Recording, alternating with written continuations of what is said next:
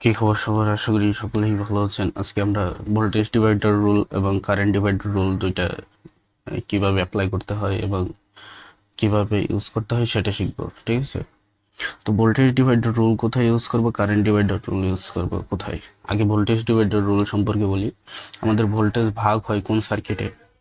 আমাদের ভোল্টেজ ভাগ হয় সিরিজ সার্কিট। তাহলে ভোল্টেজ ডিভাইডার রুলটাও ইউজ হবে আমাদের সিরিজ সার্কিটে। তাহলে আমি একটা সার্কিট আঁকি প্রথমে।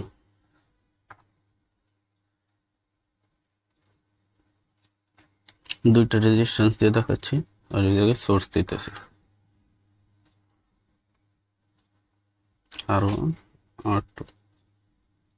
এই জায়গায় আমাদের সোর্স ভোল্টেজ ভি দিতেছি, এই জায়গার ভোল্টেজ V1 দিতেছি, এই জায়গায় V2 ধরতেছি।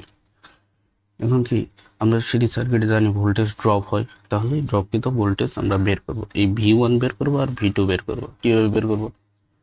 এই V1 বের করার জন্য আমাদের সূত্র হলো এই সার্কিটের টোটাল ভোল্টেজ। টোটাল ভোল্টেজ কত? ভি বা সোর্স ভোল্টেজ ইনটু নিজ শাখার রেজিস্ট্যান্স কত? R1 R1 আর ভাগ হবে শাখা দ্বয়ের যোগফল, ঠিক আছে? তাহলে R1 প্লাস R2। তাহলে V2 কিভাবে হবে?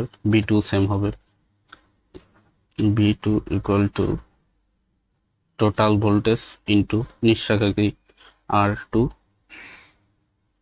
শাখা দ্বয়ের যোগফল R1 প্লাস R2। এখন এই জায়গায় দুইটা দেখেছি, যদি তিনটা থাকতো তখন কি করতাম? তিনটা থাকলেও সেম হইতো। যে শাখার রেজিস্ট্যান্স আমরা বের করব সেটার সাথে বা ভোল্টেজ বের করব সেটার সাথে টোটাল কারেন্ট। আচ্ছা আমি দেখাই দিচ্ছি। মনে করো এই জায়গায় তিনটা রেজিস্ট্যান্স আছে,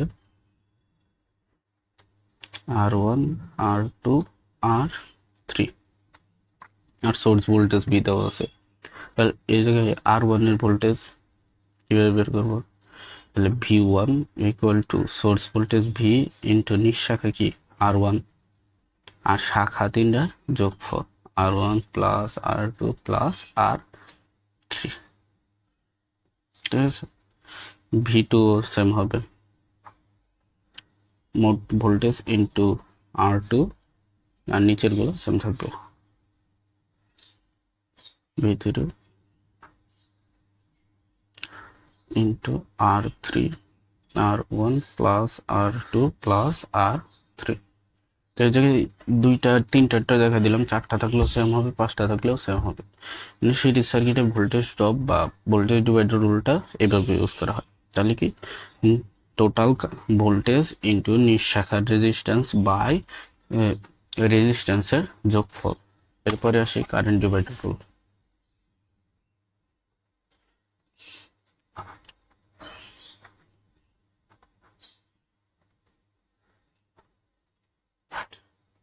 কারেন্ট ডিভাইডার বা কারেন্ট ডিভাইড হয় কোন সার্কিটে?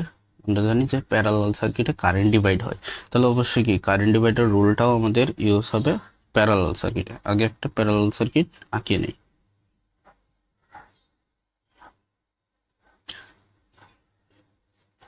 সিরিজ প্যারালাল সার্কিট সম্পর্কে যার ধারণা নেই, সিরিজ সার্কিট প্যারালাল সার্কিট বিস্তারিত বর্ণনা করে ভিডিও করা আছে, সেটা দেখে আসবেন।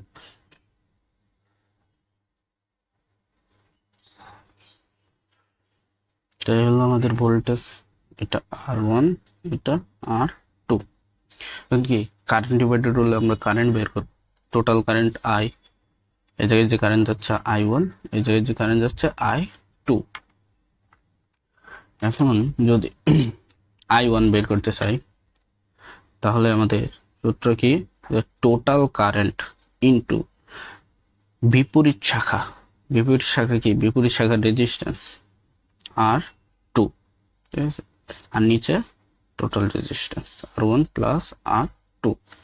I2 বের করার জন্য কি করতে হবে? I2 equal to total current into বিপরীত শাখার রেজিস্ট্যান্স কত? R1, তাহলে R1 প্লাস R2। এখন যদি তিনটা রেজিস্ট্যান্স থাকতো তখন কি হতো?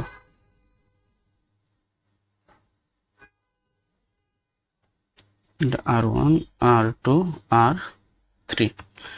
R1 এর মধ্যে I1 যাচ্ছে, আই R2 মধ্যে I2 আর 3 মধ্যে I3 কারেন্ট যাচ্ছে, ঠিক আছে। তাহলে I1 যদি বের করতে চাই তাহলে আমাদের কি সূত্র কি, যে টোটাল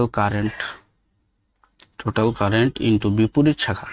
এখন বিপরীত শাখা দেখো দুইটা আসছে না, R2 আর R3, এবং শাখা দুইটা কি প্যারালালে আছে না, তাহলে প্যারালালি হবে R2 প্যারালাল R3, ঠিক আছে।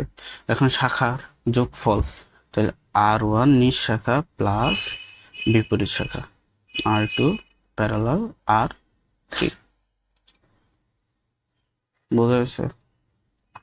তারপরে I2 ইকুয়াল টু কি হবে, টোটাল কারেন্ট ইনটু বিপরীত শাখা কি R2 যদি আমার নিজ শাখা হয় তাহলে বিপরীত শাখা R1 R3, এই দুইটাও কি প্যারালালি আছে, তাহলে R1 প্যারালাল R3, তাহলে নিজ শাখা R2 প্লাস বিপরীত শাখা R1 parallel R3, I3 same total current into, এখন নিজ শাখা কি R3, বিপরীত শাখা কি R1 R2, দুটো প্যারালালি আছে R1 প্যারালাল R2, তাহলে নিজ শাখা R3 প্লাস বিপরীত শাখা R1 প্যারালাল R2, ঠিক আছে। এটা ভোল্টেজ ডিভাইডার ল, এটা কারেন্ট ডিভাইডার ল। তো এইভাবে চিত্র দিয়ে মনে রাখলে সহজ হবে, যদি চিত্র ছাড়া কেউ মনে রাখতে চায় তাহলে কঠিন হয়, ঠিক আছে। এই যে আমি 3টা দেখালাম, 4টা হইতে পারে, 5টা হইতে পারে, ঠিক আছে।